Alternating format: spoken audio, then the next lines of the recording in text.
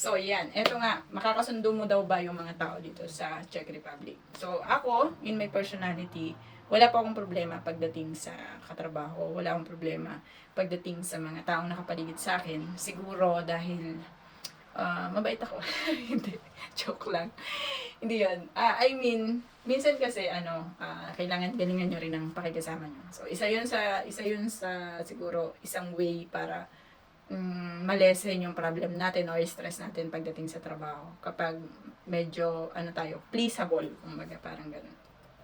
So, ano ba yung ugali nila? So, okay naman sila para sa akin. Sa una, parang, lang sila.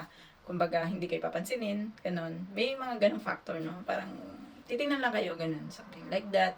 Ganyan, pinag-aaralan yung galaw nyo. Pero kapag ipinakita nyo sa kanila yung best nyo, yung pagiging jolly nyo, yung pagiging Pinoy natin. So, ibang-iba talaga. Kasi, rin sila kumbaga, ma-please din kasi sila sa tao. So, kapag nagustuhan ka na nila, yan na, magsisimula na sila na maganda yung treatment sa'yo, ganun. Yayakap-yakapin ka na rin, ganun. Lalo na yung mga matatanda.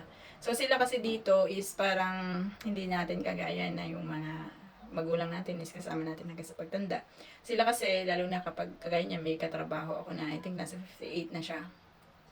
So, parang anak-anakan niya ako. So, parang ang niya, oh my gosh, wait lang guys. Kasi nalobat ako. Ang anak niya is hindi niya kasama. So, parang ako yung anak-anakan niya, parang ganun. So, okay naman siya, mabait naman siya. Yun nga lang, syempre, alam nyo guys, hindi naman kasi natin hindi naman natin alam mo yun, kawawa din naman kasi sila. So, okay naman siya sa akin, wala naman siyang problem sa akin. Yun yan, nanay-nanayan ko kasi siya. So, sa akin kasi, nakadepende pa rin yun sa kung paano yung approach na gagawin nyo sa kanila. Minsan lang talaga, mayroong mga na pag-iinitan tayo. Parang naranasan ko kasi yan. Yung parang napag-initan ako sa work. So, sobrang sama ng loob ko nun kasi 3 months akong walang bonus. So, alam niyo yung part na ginagawa mo yung best mo. Alam mo sa sarili mo na sa mga dati mong work, sa mga dati mong naging trabaho is parang lahat sila is okay sa'yo. Kahit sa trabaho, wala kang problema. And then, pagdating mo dito at first, parang na-discriminate ka, parang ganun. Siguro dahil doon sa process ko na yun is ako yung unang babae doon sa process na yun. So, parang, parang na-downgrade ako, ganun. Kasi nga, mga lalaki naman yung mga pinakasama ko. And, yun, leader yung sa akin, ganyan. And then, yun, pinakita ko sa kanya yung best ko, siguro after 3 months, naging okay siya sa akin. And then, nung naging okay siya sa akin, yung sinasabi ng mga kawork ko na, favorite ka, ganun. Hindi nila alam yung mga burden na pinagdaanan ko before, bago ako na, parang, na-acknowledge nung leader ko na yun. So, mahirap yung gano'n, no? Ako, ang ginawa ko lang nun, kasi nung pagdating ko, parang, sabi ko nga sa inyo, parang na-discriminate ako, di ba? Nung pagdating ko na yun, ang ginawa ko lang siguro is, do my best. So, yun lang. Hindi ako nag-i-imik, hindi ako, kahit pagalitan niya ako, hindi ako sumasagot, hindi ako umi-imik, ganyan. So, gawa ko lang lahat ng trabaho ko. And then, lagi rin ako nakaka-output. So, siguro isa yun sa factor, siguro leader siya. And then, yun, parang na-recognize niya ako na, okay naman pala, ganun. Parang okay naman pala, okay naman siguro ako, ganun. Kaya siguro niya ako, nung nagtagal is parang nagustuhan niya na rin. So, wala naman kasi sa akin yun guys. So, sa akin kasi is as long as okay ako sa trabaho, as long as okay ako dun sa mga katrabaho ko, is hindi ka naman magkakaroon ng problem sa akin. So, yun lang. Yun lang yung masabi ko, no? Makakasundo nyo sila. It depends kung paano nyo i-handle yung stress. So, ako nga, in the first 3 months ko dito sa Czech Republic, andun yung stress ko. Promise, alam yan ng mga dati kong kawork. Pero after nun, so, na-overcome ko siya. Na-overcome ko siya sa tulong din ng sarili ko. Kasi nga, wala na naman tutulong sa'yo eh. Kahit may mga katrabaho ka dyan mga Pinoy, kapag hindi ka nagustuhan ng leader mo.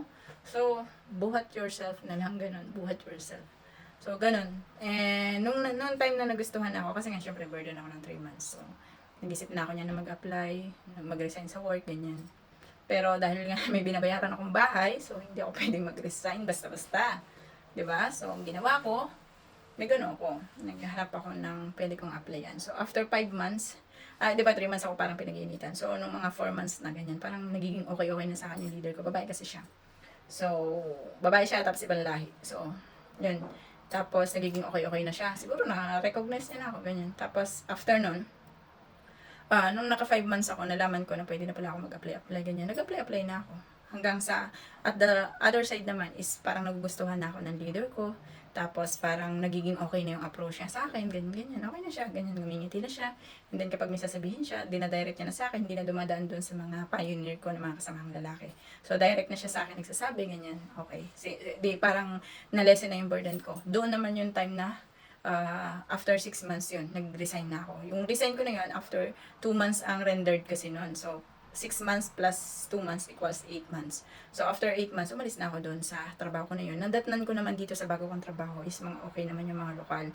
Siguro dahil nga malapit din kasi ako sa mga matatanda and ano lang talaga ako. Kumbaga sa matatanda kasi parang sa akin is parang nanay ko yung tinutulungan ko, parang ganun. So, kaya siguro dahil matatanda yung mga ka-work ko, hindi ako masyadong nahirapan mag-adjust dito. Siguro mga 1 week lang parang na-recognize na agad nila ako na ganito. Okay sila sa akin, ganyan. Parang ano, yun. Mahirap din kasi guys yung, as in talagang wala kayong knowledge at check na language. Kasi yung unang tapa ko dito sa Czech Republic, di ba, wala talaga akong knowledge sa Czech language, kahit yung yes or no, hindi ko alam kung paano sabihin. Numbers, hindi ko alam kung paano ko sabihin. So, hindi ko alam kung paano ko ipapayo sa inyo na pag-aralan nyo kahit yung man lang yes or no, and huwag kayo mag-yes pag hindi nyo masyado naintindihan yung instruction. Kasi hindi po sila dito nagsasalita ng English, not unless talaga kung marunong talaga mag-English yung kausap nyo. Pero mostly sila dito, kahit marunong mag-English, minsan hindi sila nagsasalita ng English. Kasi nga, parang ayaw din nila na itolerate na hindi kayo marunong magsalita ng Czech. Pero alam nyo guys, sa una lang yan, no? Yung stress natin sa work, stress natin sa katrabaho, I will, sasabihin ko talaga sa inyo, sa una lang talaga yun. Hindi siya laging mangyayari guys, hindi siya yung talagang as in from start up to finish is ganun sila mag-treatment sa inyo. So, wag nyo lang silang patulan, no? And then, ipakita nyo yung best nyo. Ipakita nyo na hindi kayo yung tao na iniisip nila sa inyo. So, parang ganun. So, yun yung the best way na pwede kong maitulong sa inyo, masuggest sa inyo, na pwede nyo siyang gawin para hindi or malesen yung stress nyo pagdating sa trabaho and then sa inyong katrabaho. So, mahirap kapag meron siyang something na parang wall sa inyo ng inyong mga katrabaho. Pero guys, wag din kayo masyadong magtiwala, no? Hindi porke magiging close nyo sila is talagang as in intact yung closeness nyo. Kasi syempre, season na lang naman tayo. Kumbaga nag-work tayo dito sa Czech Republic, hindi natin alam kung yung pag-work natin dito is kung hanggang kailan natin sila kasama. So, wag din tayo masyadong pakampante, katiwala, and ilalaglag natin yung iba nating mga kasamahan para lang makuha natin yung loob ng parang natin, superior natin. Wag din ganon, no? Especially mga Pinoy yung ilalaglag nyo, wag din ganon. So, lang tayo, kumbaga low-key lang.